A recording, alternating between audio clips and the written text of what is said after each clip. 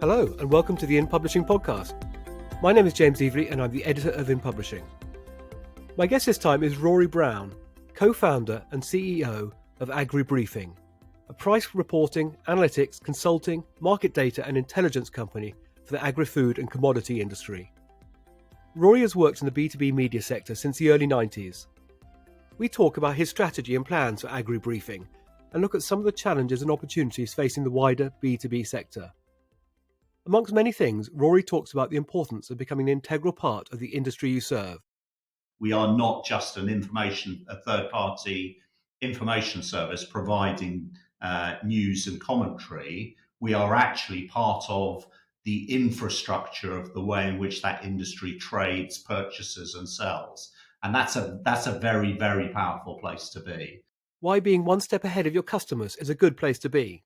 Understanding how our customers are evolving. We would like to be slightly ahead of our customers in terms of offering them services which they maybe didn't fully appreciate they needed, but when they use them, they see the value. And about always looking outwards and being open to new ideas. The advice I would give to anyone in B2B media or most industries is just be a magpie. Go off and collect ideas. Be inquisitive and understand how some of those new business models are evolving. Network with the young up and coming enterprises, some of the people trying new models, and you never know, there might be something that you can apply back to your much more traditional business and concentrate on. Before we hear more from Rory, a quick word about our valued sponsors.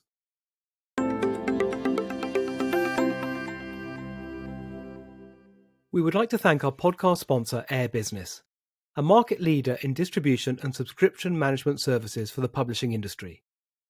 Its end-to-end service includes subscriber acquisition and marketing strategy, worldwide distribution, digital mail and e-commerce fulfillment, and warehouse and freight logistics.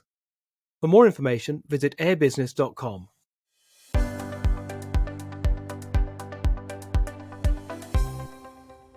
Rory Brown, welcome to the In Publishing podcast. Thank you, James. Nice to speak to you. Now, I believe you've been travelling and you just got back from the Feed Info Summit in Geneva. What was it like being back face to face? Okay, I have to confess that I wasn't actually there.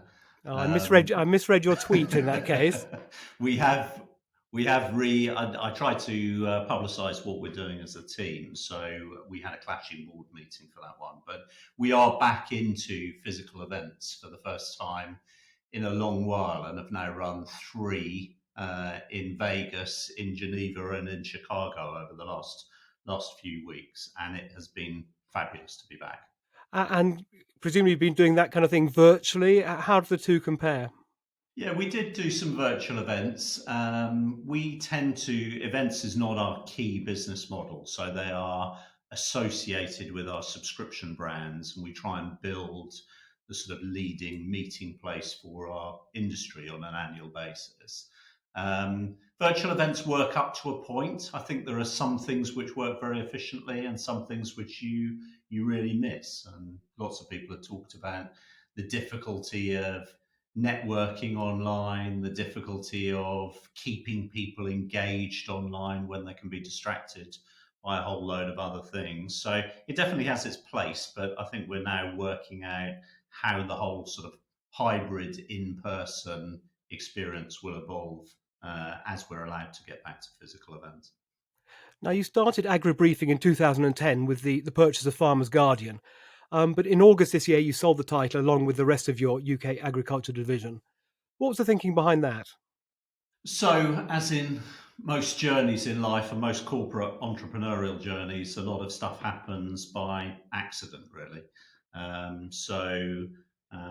formed the company after being made redundant from Incisive Media in 2008 in the banking crisis, and really with a starting point of thinking there were ways of creating value in business media that were being neglected, and that was largely by a concentration on platforms. So we had an opportunity to buy some assets from UBM, who I suppose it's fair to say were changing their business model to be platform-centric and really concentrating on becoming an exhibitions company, I've always had the belief that good media brands is user-centric. So it doesn't matter how you make your money from those customers, but you really need the engagement of an audience, and then finding out the ways in which you can help them do their job better. And that might be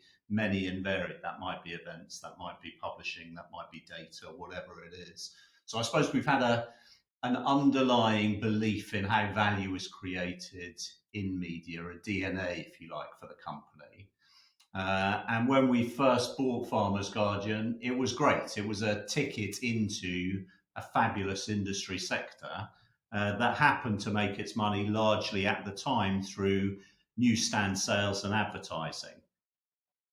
So our journey as a company from that origin has been increasingly to get deeper and deeper into the agricultural sector, to understand that different revenue streams have different values.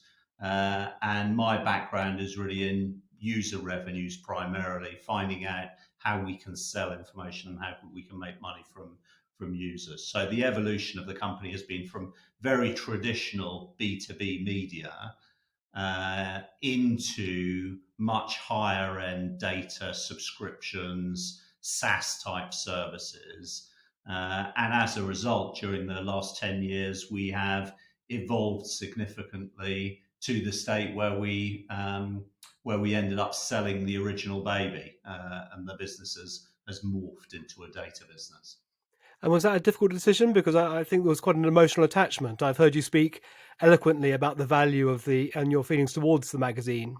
Yeah, it's very hard. I mean, you put a lot of emotional capital and intellectual capital into the brands that you work in, and I've been lucky to work on some great brands during my career. It's the people, the relationships, the customers that you get involved with. It doesn't really matter what sector it is in, but when you have to say goodbye to one of those sectors, you know it's the right thing to do for the business, but it doesn't make it any easier to sort of move on from those areas. And I suppose part of my job is to find the right home for those businesses. We only ever think of ourselves as temporary custodians of the brands that we work with. Farmers Guardian, for example, had been published for 175 years, and my grandparents were readers of it. So I think our job is to leave those brands in a better state than we found them. And I'm very proud of the job that we did, but it is a bittersweet day when you say goodbye to something that has been a big part of your life for that period and has helped us found the company that we have now. And can you give us a thumbnail sketch of the new marketplaces you now operate in? Yeah, so we are 100% concentrated on the agri-food vertical, which means the commodities that are produced in agriculture all the way through to the food and restaurant chains that use those commodities.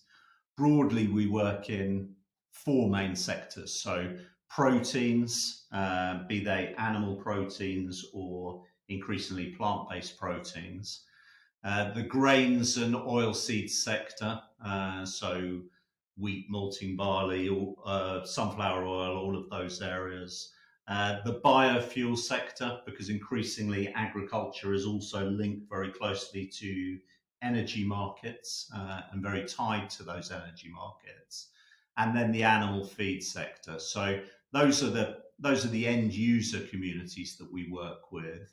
And across those industries, we deal with the major producers, the big trading houses, the financial institutions that cover them, all the way through to the restaurant chains and retailers who then either manufacture from those products or sell them on to the consumers. And I suppose the big change that we've got now in our business is that we are an 80% plus subscription business. So have high levels of annual recurring revenues and have left behind some of the days where we were blown by the advertising markets or the marketing services markets. We have a lot more predictable business now. And are they typically corporate licenses or individual users? Yeah, our model is very similar to a sort of SaaS business. So we are selling digital subscriptions into enterprises, and increasingly those subscriptions are sold on a per seat basis, or more so now into direct data feeds into customer systems that help with tasks. So I think the days of providing someone with an online password and then leaving them to it and saying our job is done, we've sold you that subscription, those days are rapidly disappearing, and it's now understanding how we feed information into something that the customer does. So what do they do before and after using our information, and how can we help integrate that into their process? And has the move towards corporate licenses, has that changed the way you or the composition of your sales teams and the way they operate and the way you recruit for that? It's a lot more sophisticated. Our commercial people, who I'm extremely proud of in the company, are the type of people who can go in with a straight face and with the intelligence to negotiate many hundreds of thousands of pound deals with customers.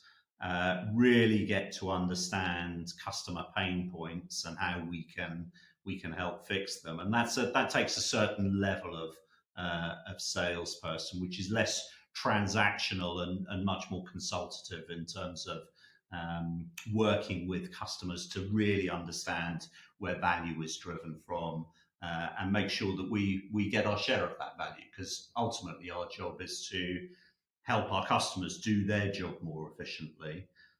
They work in very complex markets, hugely valuable markets, and if we can make a difference to their business, we should derive some value from that. But it's not just a standard rate card where I go in and say, well, that'll be 29.99. Here you go, and then I move on to the next one. So it is a very different skill base.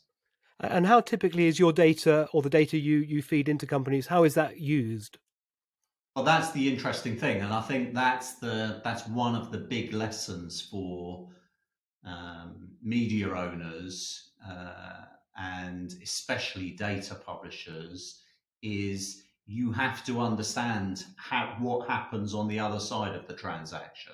So we are not just selling them information, but we are understanding whether, I don't know, a particular pricing feed, for example, is ingested into some form of risk management decision of a company, where it shows their exposure to certain commodity markets, in terms of their ingredient chain, for example, or into an ERP or planning system, or into some form of strategic dashboard for their management. And we need to understand that, and it varies from customer to customer, and therefore we need to really go in and, I mean, old school, but spend a day in the life of your customer, see what they do immediately before they use your product, immediately after they use your product, and understand the role that what you do plays in some form of decision for them. And that's a very a big challenge, but that's where the gold lies. Well, my next question, you probably partly answered it already, but what are the secrets of success in the commodities reporting market? Specifically in the commodities reporting market, the real essence that you have to have is trust of the market. So, if I take an example of the animal nutrition market that we cover, where we provide pricing benchmarks for amino acids, enzymes, and vitamins that go into animal feed, that is a 20 plus $billion traded market. And there are some very, very big, very grown up companies within that space. But largely it's an opaque market, or it was a very opaque market. People don't know what the underlying price is of some of those commodities. There's no central exchange that tells you what the price is today compared to yesterday, or the futures market. These are relationship built markets where buyers and sellers and traders interact and negotiate either on a spot market basis or a longer term contract basis.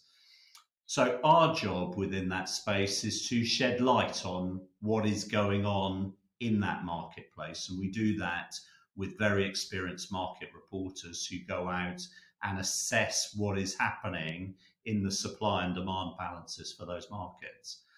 But we can only do that because the industry trusts us and trusts our independence. And that has been built up over decades. As the industry has evolved, we've followed that industry and built the trust and understanding from the market. So the fundamental thing is that I could publish a price tomorrow as Rory Brown Inc., and everyone would go, well, they would just ignore that, because who are you? Where's your history? Where are your relationships? How do I know I can trust you? Are you independent from the market, etc., etc.? So the trust is the fundamental thing that you have to have. And then in terms of success, you have to stay close to your customers. I mean, it's no different from any other business market. You have to do all of the things that you do better and better. Your commercial engine has to work. Your technology has to work. Your engagement has to work. Your customer success engines have to work. And ultimately, in any subscription business, you really only make your money off your renewal book. So the proof of the pudding is, do your customers come back in year after year and really value what you're providing? And if they do, you will be successful. But you have to get there first, and that's sometimes a long road to get to that point of trust and building up enough of a customer base that you can then start really investing back in the product and developing further services. And I was just wondering, Rory, because obviously in terms of commodity pricing, the recent gas industry issues we've been having, well, what's your take on that from a commodity pricing and reporting perspective? Well, I mean, the market is the market. There are lots of things that move it. Some of those are normal supply and demand factors, but often regulatory changes might work, or political tariff wars might have a significant effect, or shipping and container markets might be tight and really hard to get truckers and containers to move product from one place to another. So I'm by no means an expert in the gas and energy markets. That's not one that we really cover, but the same would apply in any commodity, that there are so many external factors that move it. So in agriculture, for example, obviously climate change, droughts, floods, poor planting seasons will significantly move markets. And that a lot of those things are out of your control. And that's why there's so much volatility in these markets. And for a price reporting business, or someone who is providing transparency, that is great for us. The only thing that kills a price reporting business is if the market is exactly the same yesterday as it was today, and it will be tomorrow, because then no one needs the intelligence. So volatility is our friend. Whether markets are moving up or down, people need to know what's happening. And price reporting businesses give you that transparency and a little bit of a heads up about way things might be going in the future. Now, I understand that you increasingly see yourself as part of the agri-food and commodity industry, rather than being a media company reporting on it. Can you tell us a bit more about that? Yeah, so this goes back a little bit to what I was saying before, that about the integration of what we do with our customers. So if you think about the protein markets, for example, that we cover extensively, largely in the US through our Urner Barry division. When McDonald's buys their hamburger meat, or KFC buys their chicken wings, or whatever it is, that's a very significant part of their spend and their outlay and procurement functions.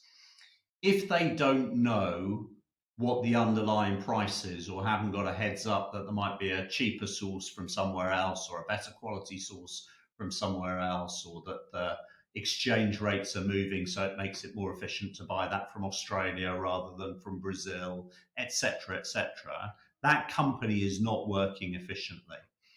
And the sort of holy grail for us is that these companies start to outsource that market intelligence business to specialists like AgriBriefing and Erna Barry. And so when they agree a contract to buy some product, they will do that on the basis of our benchmarks and our prices. And so we get written into contracts. And when you do that, it is very hard to then sort of disentangle yourself from those suppliers, because you have that trust, you have that authority in that market, and both sides of the supply chain trust that information, and it's embedded into some form of workflow that happens independent of you but using your data. In those cases, we really are part of the way the industry operates. We are not just a third-party information service providing news and commentary. We are actually part of the infrastructure of the way in which that industry trades, purchases, and sells. And that's a very, very powerful place to be. And I think that's the direction that we try and spend time on, is on understanding how we increasingly embed ourselves within those industries and become the real must-have information service that if we went away, something would stop. And I think that's often a very good way of thinking about the value you create. Would someone miss you if your service was down for an hour? And if you think about other information and data markets, I mean, say, for example, a stock market trader could trade the markets on 15-minute delayed information from which you can get from free from all sorts of places about stock exchange prices. But they would be at a very, very significant disadvantage. So they need that real-time data. They need that real-time intelligence. They need pricing information, because otherwise they will be at a very large competitive disadvantage to their peers. And so that's where we see ourselves increasingly embedded in the markets that we serve. And would you say B2B publishers as a whole or in general should be positioning themselves similarly? Well, I mean, it's easier said than done, isn't it, James? I mean, there's, yes, in principle, in any market that you work in, certainly any business market, any vertical, there are opportunities to provide must-have data, whether that's pricing benchmarks or forecasts or technical information or whatever it is. I'm sure there are, whether you're looking at battery technology, semiconductors, oil and gas, legal professions, whatever it is, there will be an opportunity to provide some must-have data. But it's very hard to get to, and it's very hard. It takes a long time, a whole load of research, a lot of product development resource, and then the payback takes quite a long time on the other side as well, because just getting the trust of the industry takes a long time. Then commercializing it takes even longer. And as I said, you really only start making money in these markets when you have a significant renewal book that you can work with and existing customers, because going out and acquiring new customers in that space is usually expensive as well. So yes, in principle is the answer to your question, but it's obviously nuanced and a lot more complicated than just saying, yes, we want to be a data publisher. And what would you say are the do's and don'ts of success in this area? It sounds like principally it's getting as close to the customer as possible. It absolutely is. And this, I mean, I've worked in B2B media all my life. It used to be, when I first started my career, the sector I worked in was the most grubby and unfashionable in media and information. I had friends who would say, "Oh, you work in publishing," when you were out in a bar, and you'd go, "Yes, I work for a metals pricing business called Metal Bulletin, that's a small business down in Surrey and publishes a weekly magazine and some data on pricing." And you'd see people's eyes glaze over. actually, ironically, my career has come full circle. So it's now the fashionable place to work. But the lessons that you learn along the way about how you develop those are true whether you work in that sector or any B2B sector. So stay close to your customers, understand their pain points, understand their challenges, their strategic aims, work through the things that you can do that dramatically contribute to their success in their business. Wireframe, work with proper product developers, go through an iterative process of presenting those ideas back to them and saying, you told me this would be valuable. If I built this, would that be something you would pay for? How much would you pay for it? How valuable would that be to you, etc., etc. So there's a focus on product development, there's a focus on user understanding, there's a focus on understanding the day in the life about what things are used for. But there's a whole load of elements that you've got to work on to build a proper data and information business. And what would you say the kind of more traditional B2B companies can learn from the pure play data companies? Well, I mean, I've been in both. So when we bought Farmers Guardian, it was a very traditional B2B media company. What we learnt from that was that in order to grow what was a great but maybe slightly tired brand, we had to really spend some proper money and spend some proper time on research.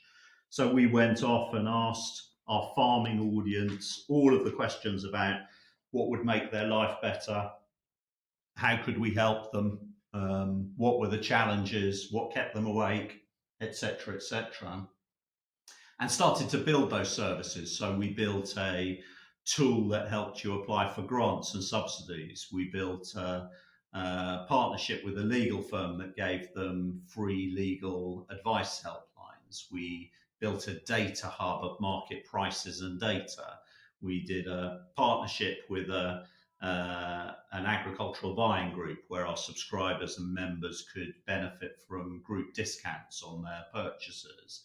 And we developed layers of deeper value for those customers from what had been probably one of the most traditional B2B sectors. So you can do it from there, but you need to go in with the mindset of, my job is not to sell you a page of advertising or to sell you a copy of my magazine or a login to my website. My job is to help you do your job better.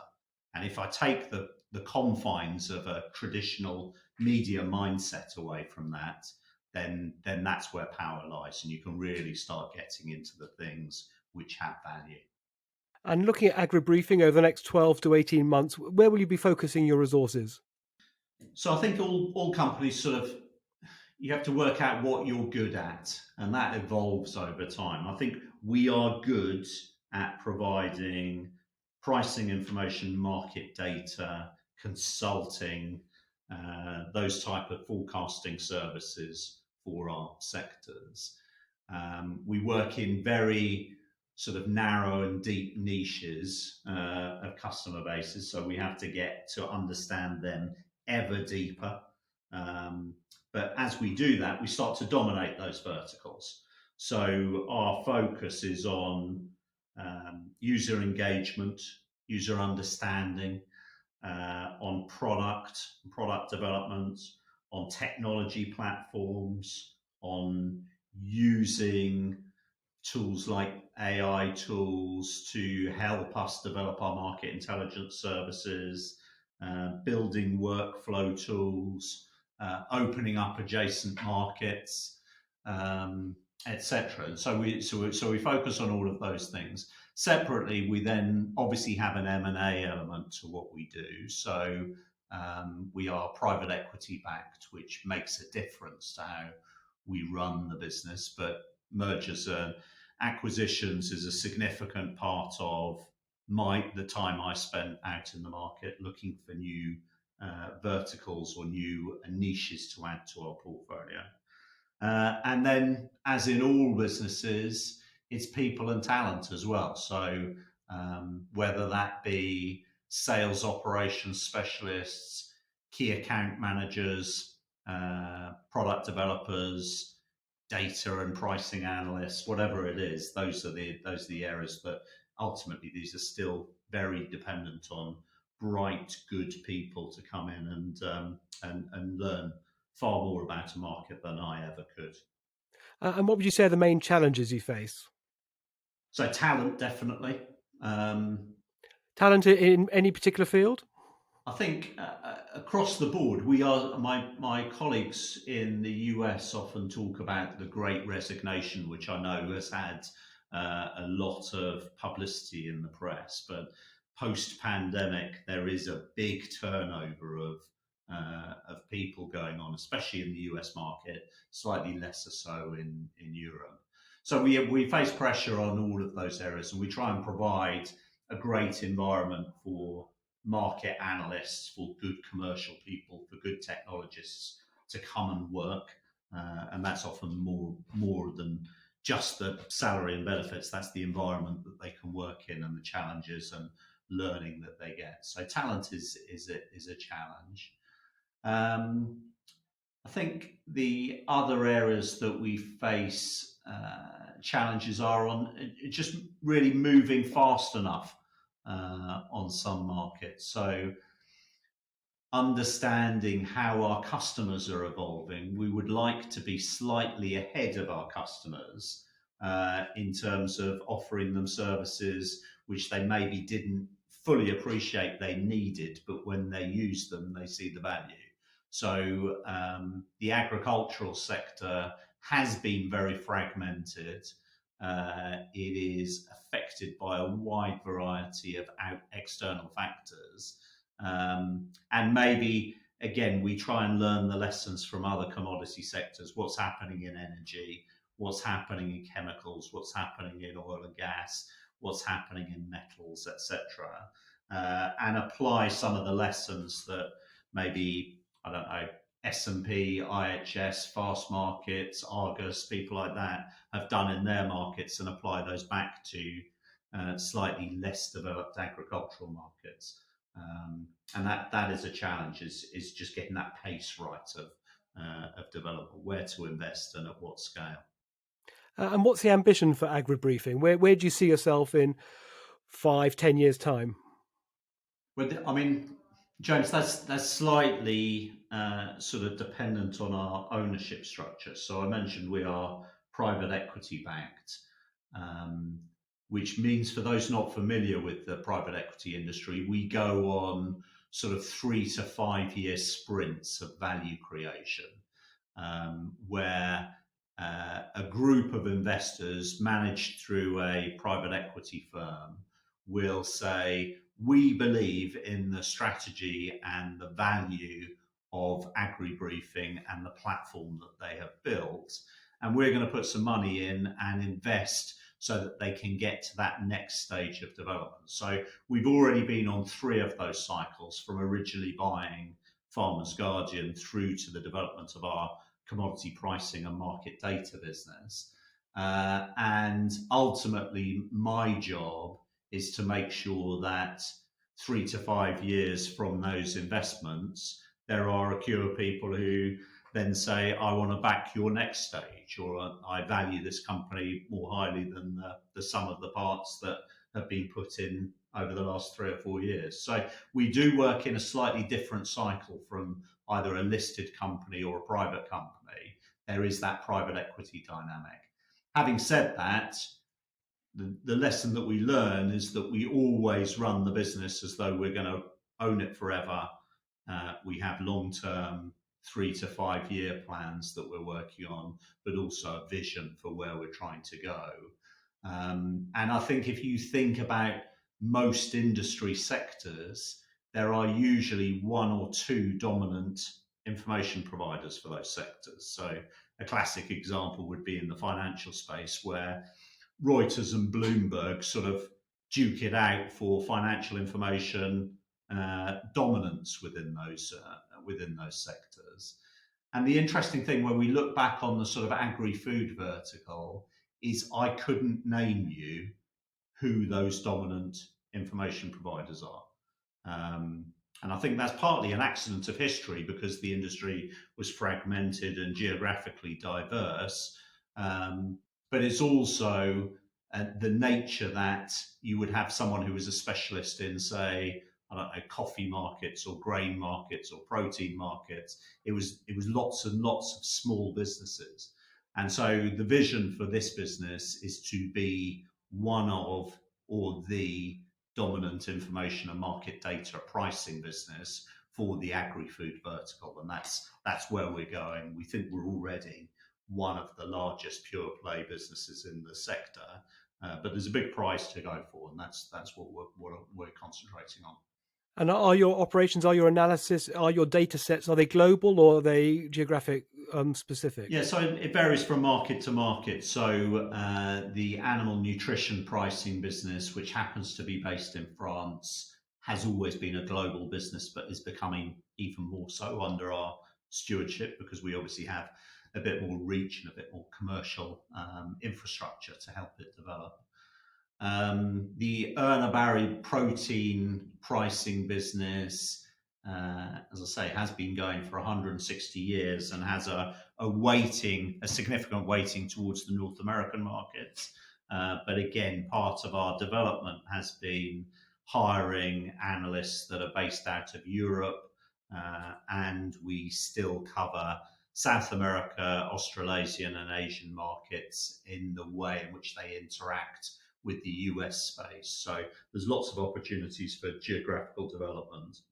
And then the strategy grains business that we bought in January in just south of Paris has its origins in the EU, but is increasingly covering global markets. So I think the markets we serve are global. The information that we have and the customer base is partially global, but that's the opportunity, is to take some of those brands and develop them into new territories. Now, Rory, as you said, you've worked in B2B publishing since the early 90s. If you look at how B2B has evolved since then, what have been the main trends and milestones? So if you track it back from 1990. You're dating me, James. Similar to me. So, as I said, I started my career at a very small metals pricing business, a privately owned company at the time, in the depths of darkest Surrey. And I really didn't know what I wanted to do, but I went in. My background's in marketing, subscriptions, and digital development. And when I talk about digital development, there wasn't any. We didn't have computers on our desks.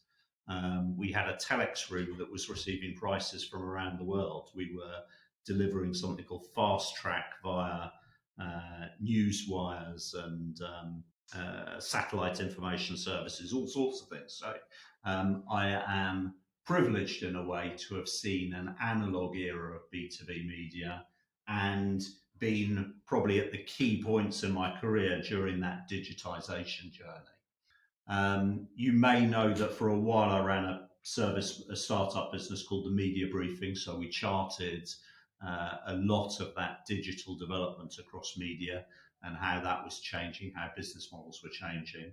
And I suppose the key trends that we've seen have been the dismantling maybe of some of those trade behemoths, the sort of, I don't know, the Informa, Euromonies, UBMs of this world, which obviously still exist in some shape or form, but they used to get massive economies of scale in a sort of industrial era about having a central print procurement team, a central circulation development team, a central marketing team, central advertising teams working across multiple sectors and answering the phone and taking the money.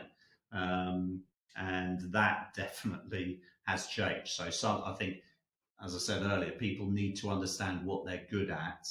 And so there has been a concentration around verticals rather than horizontal skills. The value of the corporate has maybe disappeared in some ways.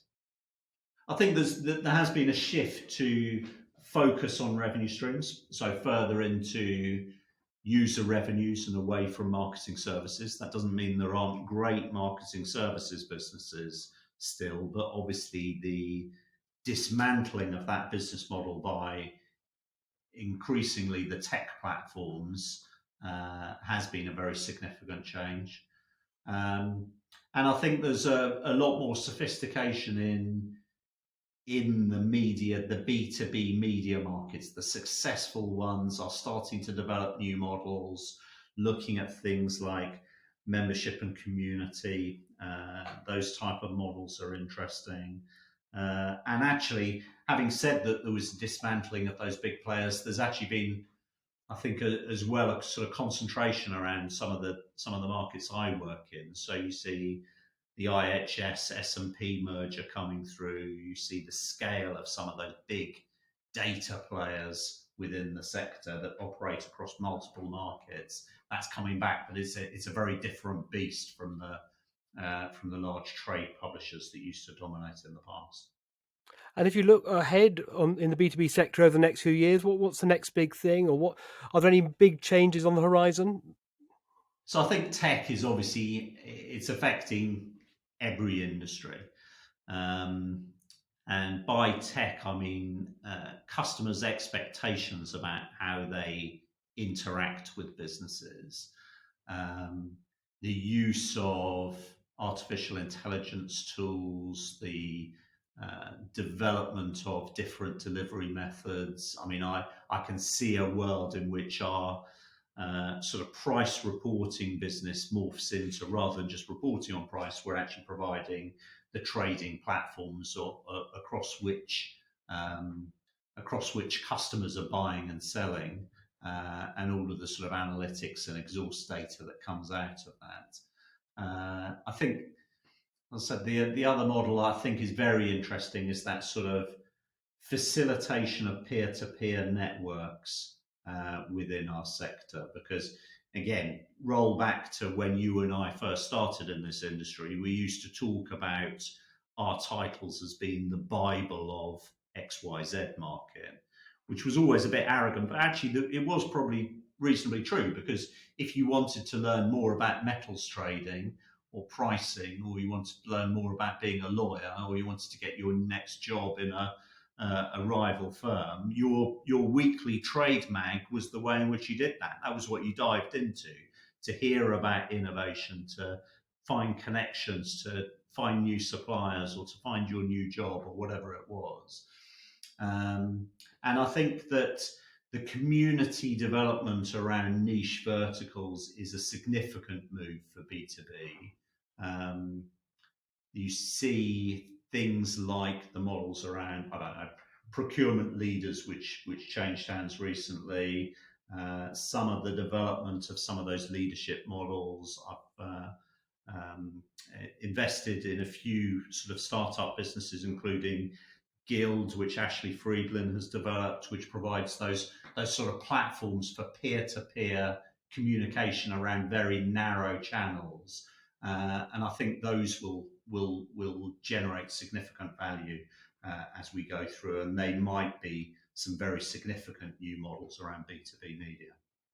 And for B2B companies, charting their way ahead over the next few years, where do you think they should be focusing their resources? So I think specialization is obviously important.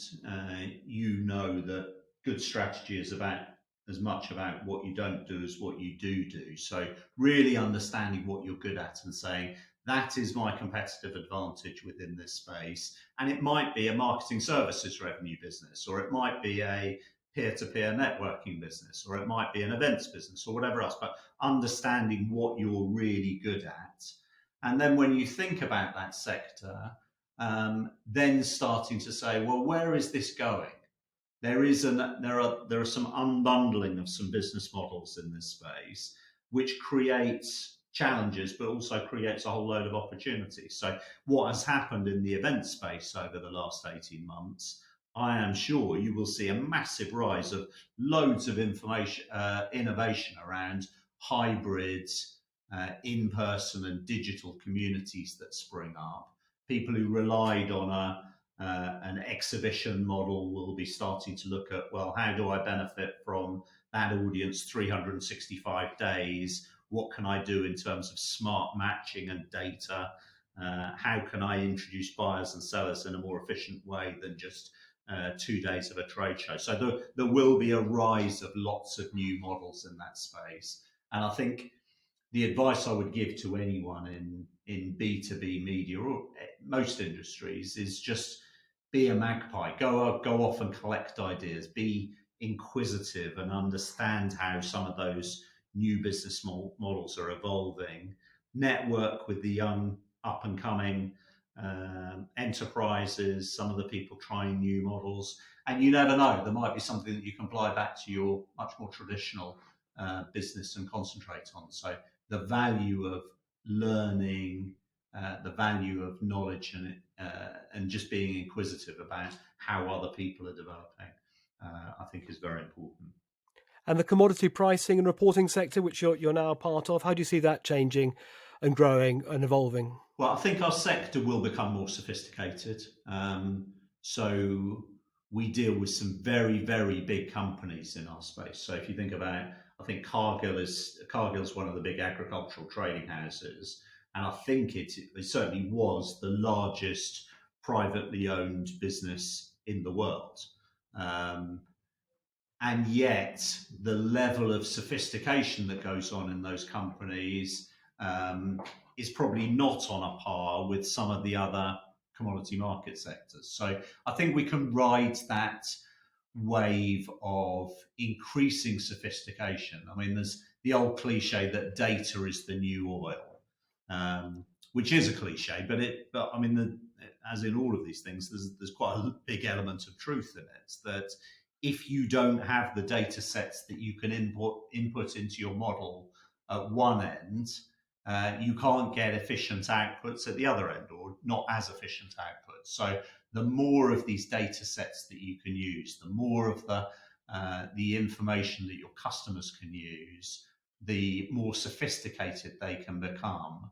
And therefore, our job is to create and really understand those data points which inform a business decision from our customers. So focus around that, and we will be successful as a result.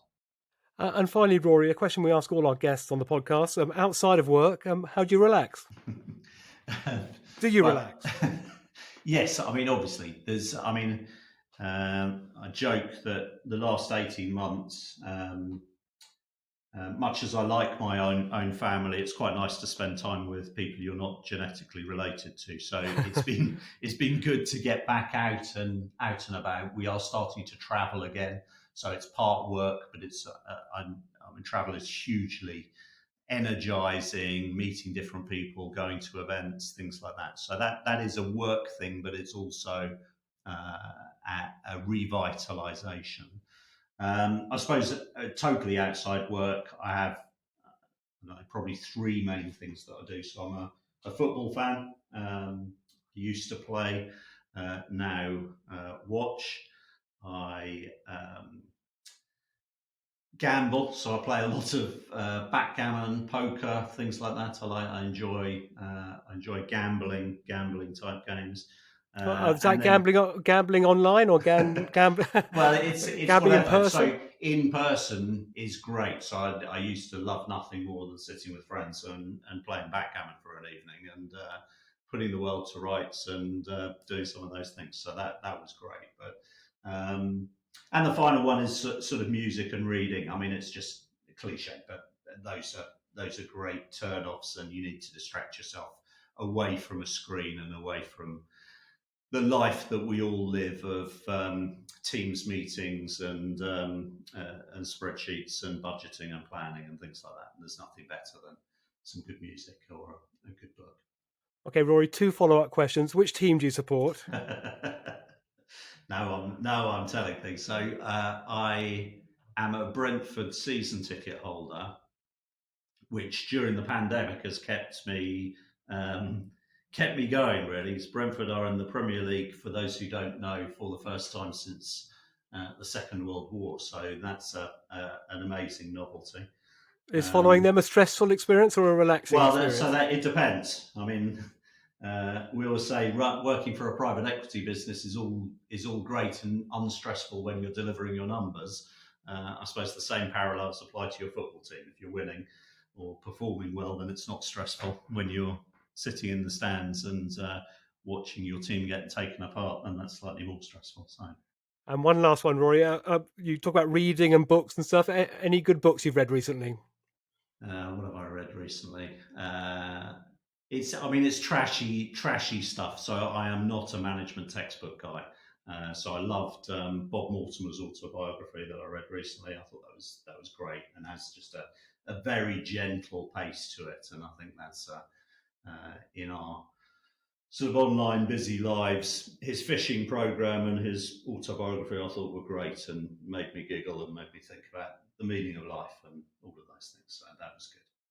Rory Brown, thank you very much for being our guest on the In Publishing podcast. No worries. Thank you, James.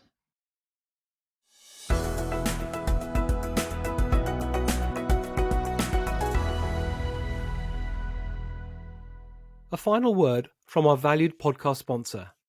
Air Business is trusted by 4,000 publications and 3 million happy subscribers, with 10 million customer records on file. It processes £500 million each year in 22 currencies and delivers over 300 million items. Find out more at airbusiness.com.